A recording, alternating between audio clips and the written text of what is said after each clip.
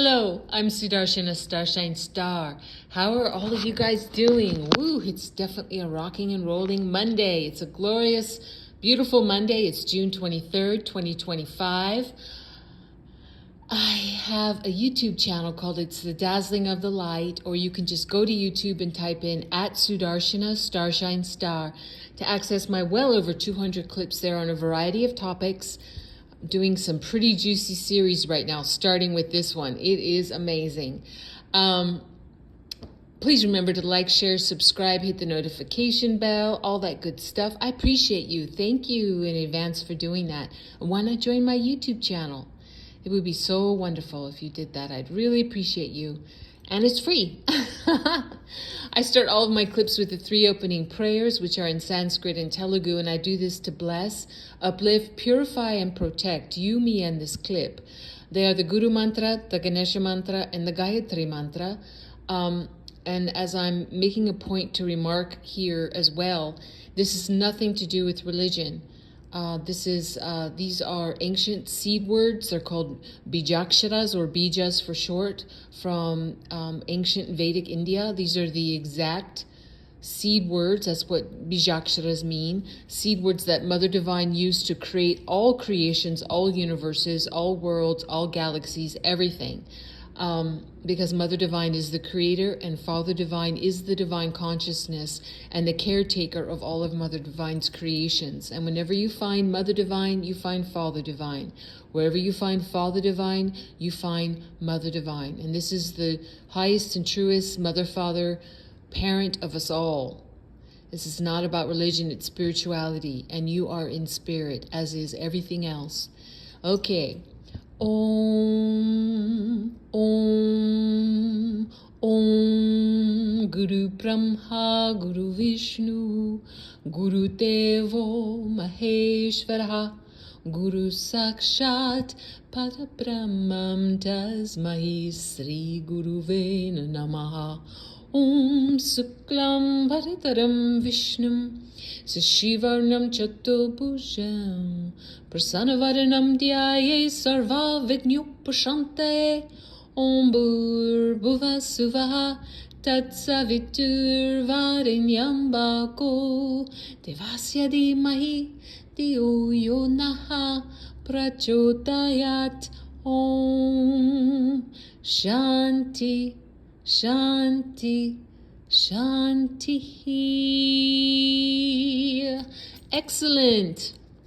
Well, as I said before, a few days before in one of my clips, that on the summer solstice, June 21st, that was a real sea change. That was a real, I felt it in every aspect of all of my beings. That was the minute that timing hit, I felt it. It was like, wow, no accident that the events of that day, which were momentous for the earth realm, happened on the day that had the most light, the longest day of the entire year. Light, light, light, light, light.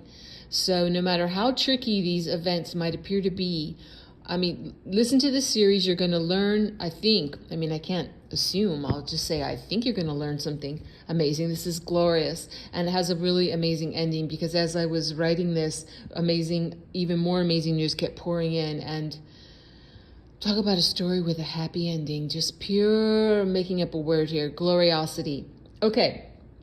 So I'm going to call this series that I'm doing, I'm going to call it What's Hidden from Sight, Glorious Reveal. No. What's Hidden from Sight, A Glorious Reveal, Part 1. Okay, here we go. So, as I say, when I am speaking from someone else's postings, it doesn't mean that I automatically agree with everything they say about all their posts, and I just like to make that clear. But when I find jewels and I corroborate them, and I know the backstory, and I have the research on it, and I give it a huge thumbs up, like I'm going to do right now with Ariel on X, I just have to share it. So here we go. Ariel on X. He posted this 15 hours ago. The removal of the psychological aspects tied to Iran's NU sites represents a profound shift in Earth's energy dynamics, both materially and spiritually. Iran's, I'm just going to call it that word N from now on when I say it, so you'll know what I'm talking about. I don't have to spell it. Iran's N program had been weaponized as a psychological tool, a, quote, boogeyman, end quote, that instilled fear and maintained a state of global tension, which the deep state exploited to justify militarizing resource allocation and control over public perception. This fear-based narrative suppressed collective consciousness, keeping humanity in a state of low vibrational energy, which hindered spiritual evolution and technological advancement by neutralizing these sites, as reportedly achieved in a swift operation under Donald Trump's administration. The psychological grip of Iran as an untouchable threat was dismantled, freeing up vast amounts of mental and emotional energy that had been siphoned into fear and conflict. This liberation allows for a reallocation of resources, both energetic and material, towards higher purposes, such as sustainable energy development, global cooperation, and spiritual awakening. The collapse of this mental advantage disrupts the deep state's ability to manipulate global affairs through fear, paving the way for a more unified and enlightened planetary consciousness, as more advanced civilizations would observe with optimism for Earth's higher octave waves. Great things are on the horizon, as the removal of this dark leverage enables humanity to challenge and transcend the limitations imposed by such psychological warfare. And then Ariel included on the bottom of that post from Breaking 911, a blue checkmark account on X, yesterday. It was a little clip of Vice President Vance, and he said, if the Iranians attack U.S., they're going to be met with overwhelming force, ... We did not attack the nation of Iran. We did not attack any civilian targets. We didn't even attack military targets outside of the 3 N-word weapons facilities. And then continuing from 5 hours ago from Ariel, the notion that Iran's N program is solely about physical weapons capability misjudges the deeper game at play. This is not about whether Iran possesses NUKES, confirmed or unconfirmed, but about the psychological warfare, in parentheses, capital P, capital S, capital W, capital R, parenthesis, that's psych war. Leverage it has wielded geopolitically, a tactic that has granted Iran unearned power and kept global powers, including the U.S., in a state of perpetual unease. Since the 2000s, Iran's enrichment activities, publicized through IAEA reports and media, created a narrative of an imminent N-word, NUCLEAR threat, even without definitive proof of a BOMB.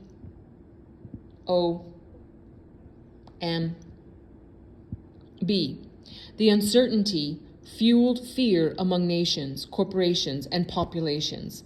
This fear, not the NUKES themselves, became Iran's weapon, paralyzing decisive action and inflating its regional influence. People have no idea that they have been duped. Donald Trump destroyed this illusion last weekend, as this has aided the enemy for far too long. Now Iran is stuck in an actual show and prove stance, where they can no longer rely on a psychological edge to keep nations in check. Now they have to come from behind the curtain, because while not being seen, they made all the sound effects of a big lion. Now that we see it was just sound equipment, nobody is in a state of fear of what it could be. We now know what we are dealing with. And then 4 hours ago, Ariel posted this, the point made earlier. Do you now see the awkward position that many will be in if this were to happen? Do you now understand that if these are delivered, they would have to ask Donald Trump to BOMB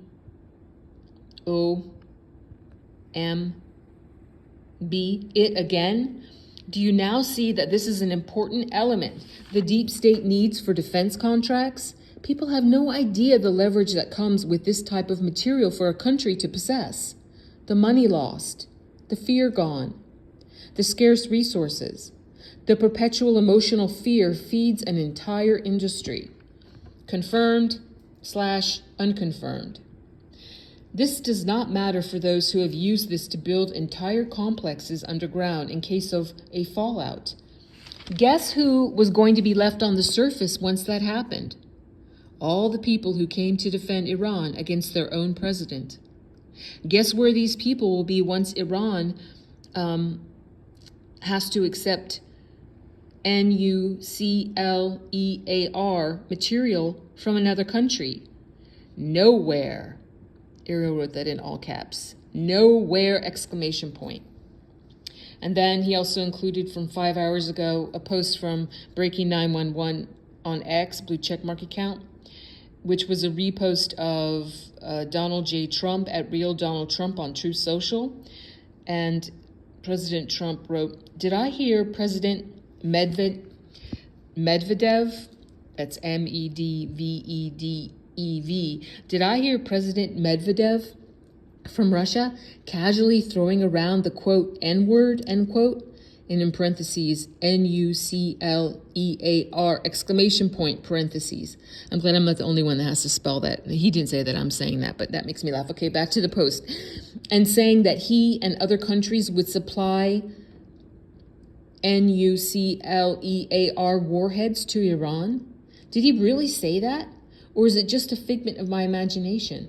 If he did say that, and if confirmed, please let me know immediately. And immediately is in all caps.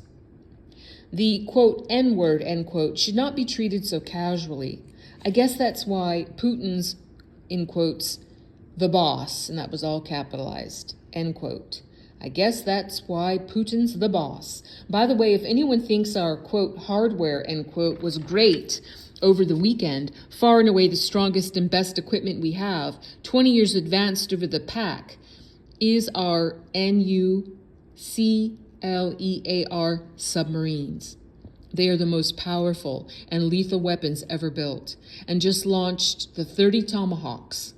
All 30 hit their mark perfectly. So, in addition to our great fighter pilots, thank you to the captain and crew.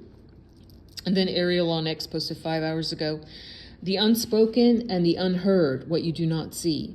Have you noticed what Donald Trump detractors are not saying? He's a war criminal for bombing Iran. Or he should be tried in military courts. Or Iran should file an ICC report, and that's, listener, that's the International Criminal Court. Or the UN should put sanctions on the US. Or somebody should start impeachment proceedings.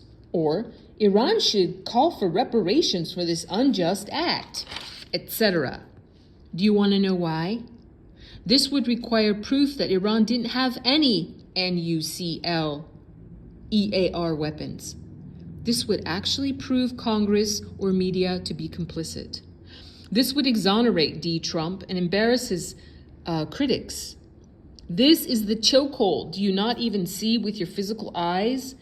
This is the chokehold. Do you not even see with your physical eyes that D. Trump has everyone in? Do you still not see the genius?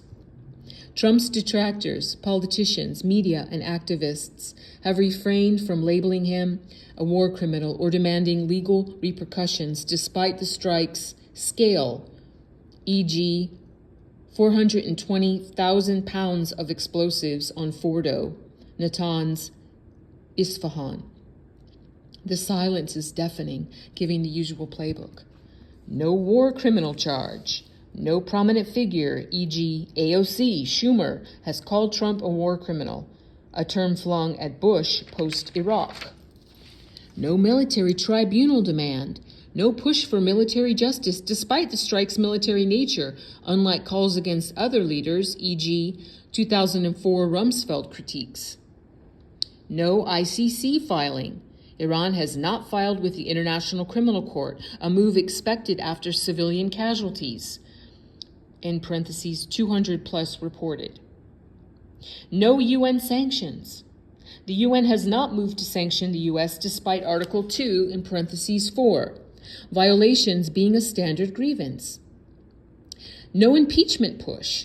Congress has not initiated impeachment even with Democratic control, unlike the 2019 to 2021 probes. No reparations demand. Iran has not sought reparations, a typical response to alleged aggression, e.g., 1991 Gulf War claims. The silence is deafening. In parentheses, wouldn't you agree? This reticence stems from a chokehold Trump has engineered, forcing his critics into a corner where action would backfire. Proof requirement. Demanding trials or sanctions requires proving Iran had no nuclear weapons. IAEA reports from June 12, 2025, confirm 90% enriched uranium for 9 potential BOMBS, shifting the burden to detractors to disprove this, a task they cannot win without discrediting their own intelligence sources. Complicity exposure. Pursuing legal action would force Congress and media to admit complicity in hyping the Iran threat, e.g. 2025 CNN specials, or ignoring it, e.g. 2024 silence on enrichment. This would unravel their credibility, as seen in the 2007 Iraq WMD fallout. Exoneration risk. If evidence of Iran's nuclear intent holds, parentheses, e.g. centrifuge activity at Natanz, Trump is exonerated, embarrassing critics like Pelosi.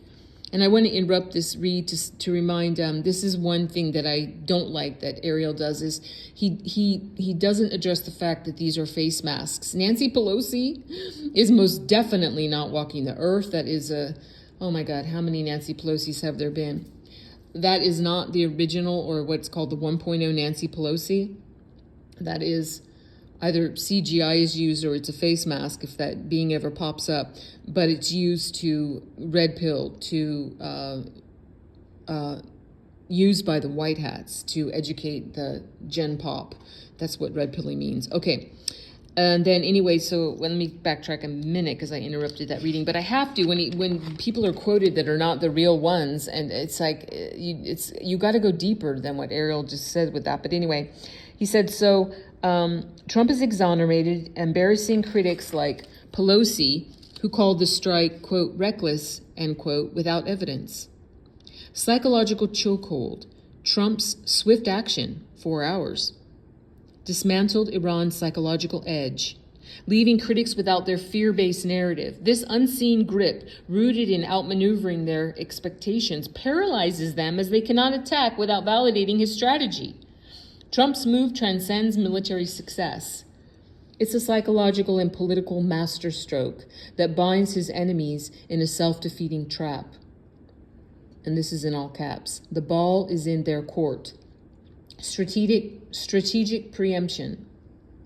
By striking before Iran could weaponize, or in parentheses, or prove its bluff, Trump neutralized the threat and the narrative, forcing critics to either defend Iran or admit the strike's necessity, both untenable positions. Information warfare. He turned the table on media and Congress, who relied on Iran's nuclear ambiguity for control. Leaked Pentagon memos from June 22, 2025 show internal resistance, now exposed as weak, enhancing his leverage. Global reset. The strike shifted power dynamics, China's silence, Russia's retreat, leaving detractors without allies to amplify their cause.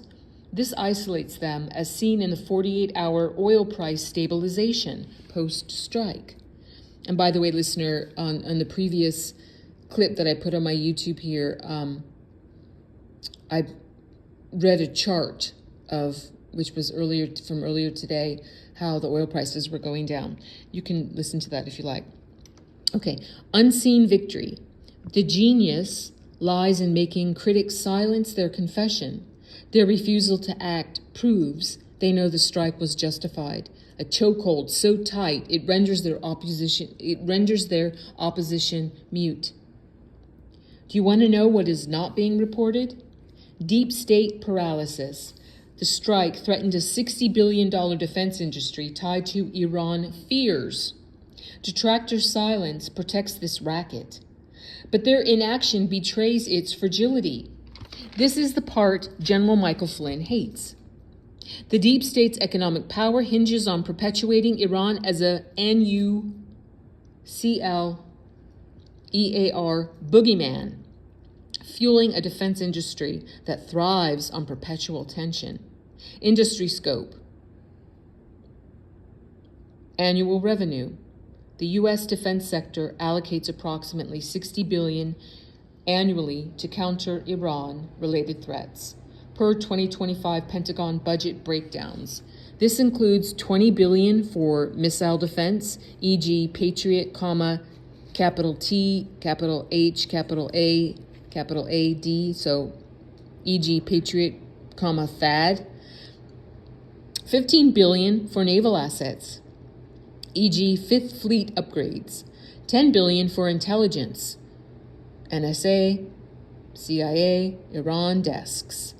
And $15 billion for arms sales to Gulf allies, e.g. Saudi Arabia's $10 billion THAAD deal. Key players: Lockheed Martin, $12 billion, Iran-focused contracts. Raytheon, $8 billion, missile systems. And Northrop Grumman, $7 billion, surveillance tech dominate. Wait, I read that incorrectly.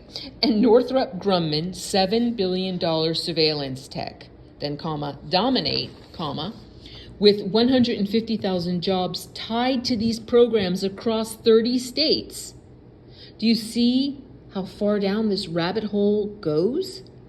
Now do you see why Donald Trump's so-called most trusted allies are all coming out against him? Why aren't you getting this information from so-called experts? Do your research. And they ended it with a big, huge poster that I wish I could put on here. It says, "A very stable genius, Donald J. Trump's testing of America." Now, I want to mention something briefly here, that if you see things like, and I've talked about it in recent other clips, but I can't go into it here, but I just want to make an aside here. It's so important to know that the beings that were deep state, that were, satanic, from satanic pedo and pedivore bloodlines, like Tucker Carlson, the man, Baphomet, Marjorie Taylor Greene, these beings, are not around. They are face mask with voice box technology, and they have been used to red pill, again, the general population. They have been used to educate. So of course, because the 1.0s, the originals, are not around, they are gone. They were either received capital punishment for capital crimes like treason and or crimes against humanity, and that most definitely involves the littles. You know what I'm saying. Yes, think of babies and children. You know the P word that I used before. Yes. So, of course, these beings, it can't go on forever with face masks. These are, actors wearing this. So, of course, they're going to have a demolition. So when you see Tucker coming out all of a sudden now criticizing President Trump or Marjorie Taylor Greene having a fit, among other things, and I've already talked about the Elon 2.0, or it could be Elon 3.0, coming out, that whole scene, which was hysterical. What a play that was. Yeah, but you have to go back to my clips that I've posted in the last couple of weeks to hear about this. I got to continue with this. Thank you for your patience. So now let's go on to what President Trump, Donald J. Trump at Real Donald Trump, posted on Truth Social today. He said, oh, wait a second. I think I'm missing something here. Excuse me. Excuse me for just a moment.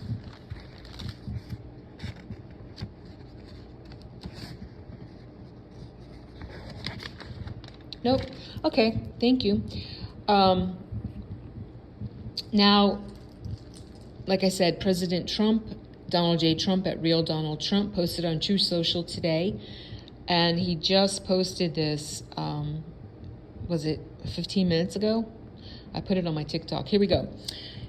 Congratulations to everyone. It has been fully agreed, and it has been fully agreed by and between Israel and Iran that there will be a complete and total ceasefire, in all capitalization, complete and total ceasefire, parenthesis, in approximately 6 hours from now, when Israel and Iran have wound down and completed their in-progress final missions, exclamation point, in parenthesis, for 12 hours, at which point the war will be considered ended, and ended is all in caps, E-N-D-E-D, exclamation point.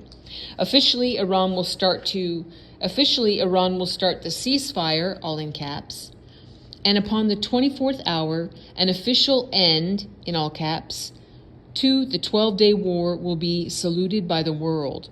During each ceasefire, all in caps, the other side will remain peaceful, in caps, and respectful, in caps.